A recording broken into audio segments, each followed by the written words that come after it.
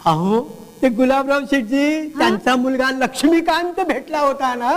असं हो. पुढं काय झालं? त्याला कानाचं वेड लागलंय. अगो बाई, गुलाबचंद सारख्या श्रीमंत घराण्यातील रुबाबदार तरुणाला कान्हाचं वेड लागले. अगो बाई, हवं ते करीन, हवं ते देईन, पण लग्न करीन तर कानाशीच करीन असा हट्ट घेऊन बसलाय तो. खरंच? पण शेठजींची परवानगी आहे का?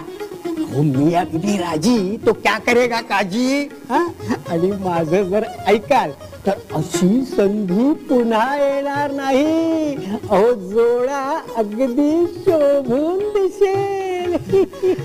होय हो, ते सगळं खरं आहे, पण ह्या पोरीला कोण समजावणार? बाई साऱ्या मंगळ वेड्याचे डोळे कानावर खिळले.